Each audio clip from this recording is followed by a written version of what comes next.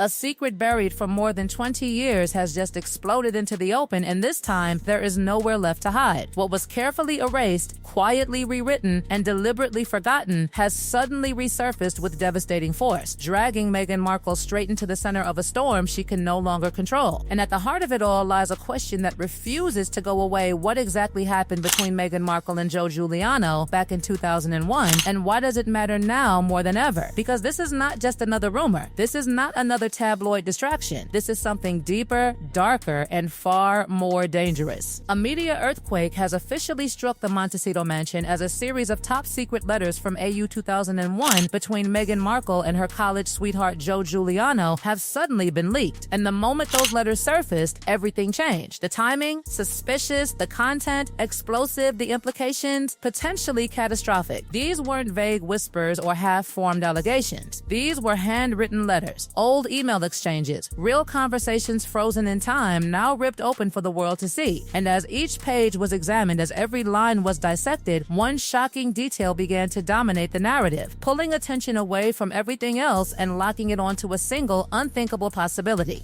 A child, not a rumor, not speculation, but a claim so specific, so precise that it refused to fade into the background noise. A child allegedly shared between Meghan Markle and Joe Giuliano, a hidden chapter that had supposedly been buried for decades, erased piece by piece to construct a flawless image before stepping into the global spotlight. And suddenly, everything starts to look different. Because if this is true, then what else has been hidden? The pressure didn't just stay online. It didn't just remain in headlines or social media debates. It moved fast, too fast, straight toward Buckingham Palace, dragging the entire British royal family into a crisis they could not ignore. Silence was no longer an option. Distance was no longer protection. The storm had crossed the ocean. And that's when Princess Anne stepped in. Not quietly, not passively, but with the kind of controlled precision that signals something serious is unfolding behind closed doors. Princess Anne, known for her directness, her refusal to tolerate nonsense, and her unwavering commitment to duty, was handed the situation, and what she did next changed the direction of this entire story. She didn't wait. She didn't issue vague statements. She picked up the phone and went straight to Meghan Markle. And what happened during that call? That's where things start to get even more intense. Because instead of cooperation, there was resistance. Instead of explanation, there was denial. Meghan Markle didn't hesitate. She didn't soften her stance. She rejected everything. Every allegation, every document, every implication. No acknowledgement, no hesitation. Just a firm, unyielding refusal to engage. And that reaction? It didn't calm anything down. It did the exact opposite. It raised more questions. Because when evidence surfaces and the response is immediate denial without clarification, people start looking closer. They start asking why. They start connecting dots that weren't obvious before. And Princess Anne noticed. But here's where the situation takes a sharp turn, because Meghan Markle didn't just stop at denial. She went on the offensive. Instead of retreating, instead of handling it privately, she moved directly into the public arena using the one tool she knows best: the media. Within hours, statements began to appear, carefully worded, strategically placed, and all pointing in one direction toward Princess Anne. Suddenly, the narrative flipped. Now, Meghan Markle wasn't the one under pressure, she was the victim. She described a campaign against her. She framed the situation as psychological intimidation. She accused senior members of the royal family of using power and influence to corner her, isolate her, and force her into silence. But here's the problem. The more she spoke, the more attention it drew. And the more attention it drew, the more people started digging. Because something didn't add up. Why go public so fast? Why escalate instead of contain? Why attack instead of explain? And behind the scenes, Princess Anne wasn't reacting emotionally. She wasn't responding through headlines. She was doing something far more calculated. She started an investigation. Quiet, controlled, precise, no noise. No leaks, no warnings, just a silent move to uncover the truth, whatever it might be. And the moment that decision was made, everything shifted again. And that quiet investigation did not stay quiet for long, because the moment Princess Anne's team began pulling at the threads, the entire story started unraveling in ways no one on the outside could have predicted. What began as leaked letters quickly transformed into something far more structured, far more concrete, and far more dangerous for Meghan Markle. Because the search didn't rely on speculation, it relied on records, documents, and people who had been there when everything first happened. Starting in Illinois, where Meghan Markle had once lived and studied, investigators began retracing steps that had been taken more than 2 decades earlier, following the trail left behind by Meghan Markle and Joe Giuliano during their time at Northwestern University. And what they uncovered didn't just match the claims, it reinforced them in disturbing detail. Because according to the findings, the relationship between Meghan Markle and Joe Giuliano was never casual, never temporary, never insignificant. It was serious, intense, and deeply rooted in shared decisions that went far beyond what anyone had previously imagined. Evidence pointed toward a life they had briefly built together under one roof. A period where Meghan Markle and Joe Giuliano were not just partners but living as a family, raising a newborn child named Noel. And suddenly, the narrative shifted again, because this was no longer about rumors, it was about documented moments, medical records, and identity papers that placed Meghan Markle and Joe Giuliano directly at the center of a hidden history that had never been publicly acknowledged. And yet, the deeper truth carried another layer of tension, because the reason that life never continued, the reason that family never became permanent, traced back to resistance that came from Joe Giuliano's own background. His family, established and influential, reportedly rejected Meghan Markle outright, questioning Meghan Markle's intentions, doubting Meghan Markle's character, and ultimately blocking any possibility of marriage between Meghan Markle and Joe Giuliano. That pressure fractured everything, forcing Meghan Markle into a decision point that would shape everything that followed, pushing Meghan Markle away from that life and toward a completely different future that would eventually lead into the spotlight of global fame. But the investigation didn't stop at understanding the past, it moved toward collecting proof, cohabitation records, a birth certificate, medical documentation. Every piece carefully gathered, verified, and assembled into a single undeniable dossier that now sat firmly in the hands of Princess Anne. And once that file was complete, Princess Anne did not hesitate. Princess Anne sent everything directly to Meghan Markle, making it clear that the truth had been established, that the existence of Noel had been verified, and that Meghan Markle could no longer continue shaping the narrative through media claims alone. It was a direct challenge, a line drawn with precision, leaving Meghan Markle with a choice to respond or to remain silent. And Meghan Markle chose silence. No explanation, no clarification,